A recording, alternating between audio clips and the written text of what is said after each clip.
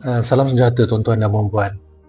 Tuan-tuan dan puan-puan tahu tak, kita sebagai umat Islam adalah wajib untuk kita memastikan semua aturan hidup kita, cara hidup kita sentiasa berbalik kepada ketetapan daripada Al-Quran dan Sunnah.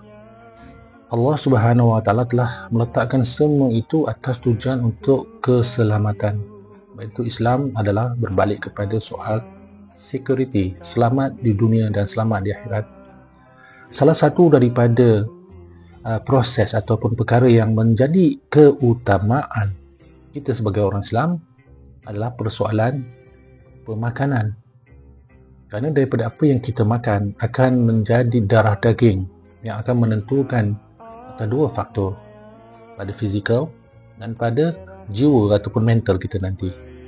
Sebab itu pentingnya persoalan halal dalam kehidupan umat Islam. Jadi hari ini saya nak sentuh sedikit tentang persoalan dunia Islam yang masih lagi berlega dengan persoalan-persoalan yang akhirnya kita jauh daripada keupayaan untuk melakukan perubahan ataupun mempunyai satu kekuatan yang khusus kerana ekonomi kita sangat lemah. Jika ada juga pihak-pihak yang mempunyai keupayaan dari segi sumber bumi, ya, seperti negara-negara Arab, khususnya di Saudi, di Kuwait, di UAE dan Malaysia juga, Indonesia dan contohnya, di Kazakhstan, banyak sumber bumi, khususnya minyak, yang akhirnya menjadi sebagai satu punca kenapa berlakunya sengketa di geopolitik dunia.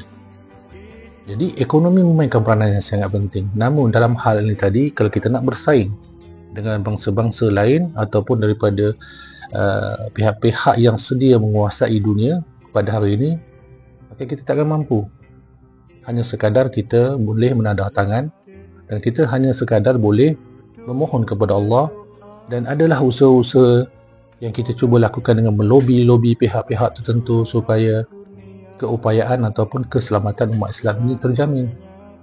Tapi hakikatnya tuan-tuan dan puan-puan, adakah itu berlaku?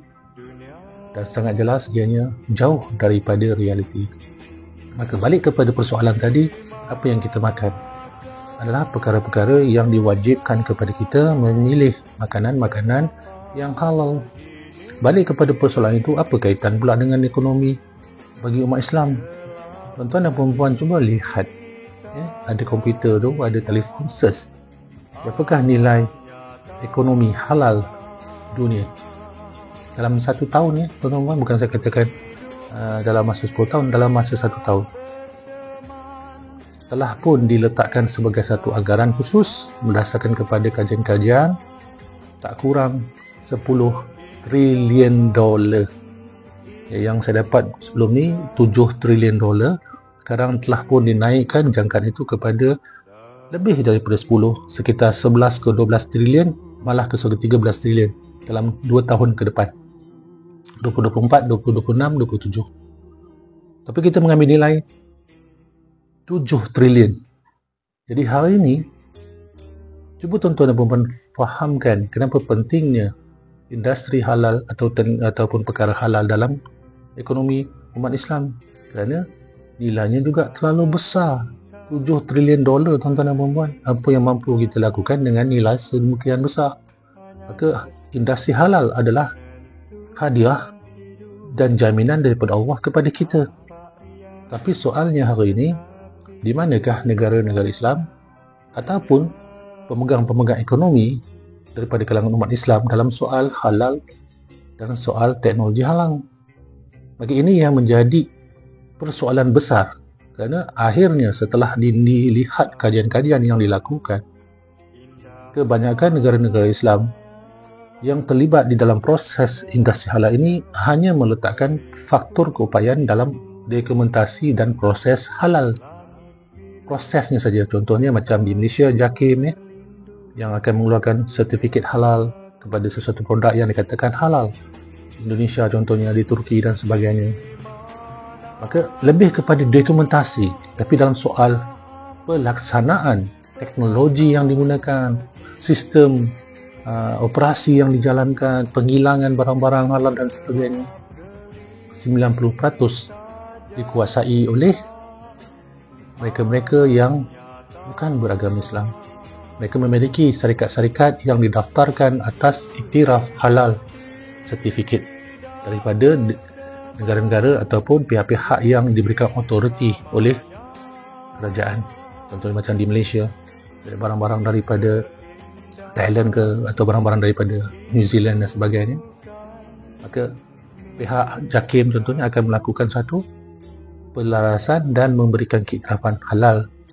Maka itu yang kita pegang. Tapi produk dia, proses dia, logistik dan sebagainya akan dikuasai oleh kelompok-kelompok yang bukan Islam. Industri-industri kita yang Allah bagi, ya, dan nilainya sangat besar, tetapi penghasilan daripada sistem halal itu 90% jatuh kepada non-Muslim. Jadi di mana salah kita? Di manakah kegagapan kita di sini dalam soal ini tadi? Maka itu, tuan-tuan dan puan-puan, halal adalah milik umat Islam. Dan yang akan beli juga adalah umat Islam. Ada 2 bilion. 2 bilion umat Islam di seluruh muka bumi pada hari ini. 7 trilion dolar akan menyebabkan semua umat Islam tak ada yang miskin. Jika ianya dapat diambil dengan sepenuhnya oleh umat Islam, maka melibatkan pembangun-pembangun teknologi, membangunkan pemikir-pemikir, sistem jaluran ekonomi yang harusnya milik umat Islam. Maka ini soal bukan soal pilih memilih, ini soal ketetapan. Maka itulah tuan-tuan dan puan-puan, tahun 2024 ini kita harus mulakan. Bukan sekadar berbangga kita kata kita ada barang halal. Lihat sumbernya tadi tu, yang dibeli tu. Siapa yang hasilkan? Siapa yang dapat manfaat akhirnya?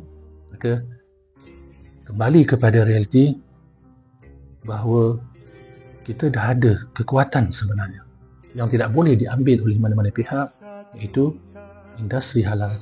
Namun sayangnya kita tidak mengambil ini sebagai satu kekuatan yang boleh memberikan kita kelebihan berbanding daripada yang lain, dan dengan sumber-sumber itu tadi dapat dikembalikan kepada masyarakat, khususnya umat Islam, menjadi kuat dengan ekonominya.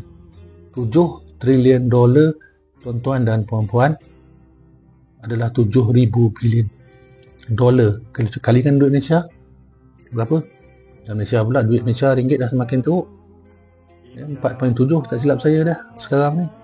Jadi kalau kita kalikan tu 7 trilion dolar kepada 4.7, berapa trilion ringgit yang kita dapat boleh digunakan manfaat apa yang tak cukup lagi kepada masyarakat dunia Islam. Maka fikir-fikirkanlah, ya.